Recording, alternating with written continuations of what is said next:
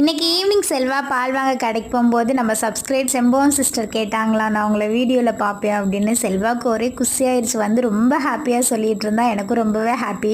செல்வா வரும்போதே சமோசாவும் வாங்கிட்டு வந்தா. அப்படியே சாப்பிட்டுட்டு லைட்டாக ஃப்ரெஷ் ஆகிட்டு சிக்கன் வாங்கலாம் அப்படின்னு கடைக்கு தான் போயிருந்தோம். அப்படியே வாங்கிட்டு வரும்போது இந்த பிள்ளையார் வச்சிருக்கிற இடத்துல பூஜைலாம் பண்ணி சுண்டல் பொங்கல்லாம் கொடுத்தாங்க. எனக்கு சாமி பிரசாதனாவே ரொம்ப பிடிக்கும். அப்படியே நம்மளும் வாங்கியாச்சு. சுண்டல் செம்ம டேஸ்ட்டாக இருந்தது, பொங்கலும் நல்லா இருந்தது. அப்படியே சாப்பிட்டுட்டு வீட்டுக்கு வந்தாச்சு. கொத்தமல்லி ஒரு கட்டு 25 ரூபான்னு வாங்கிட்டு வந்தேன். ரேட்டு குறையவே குறையாது போல்.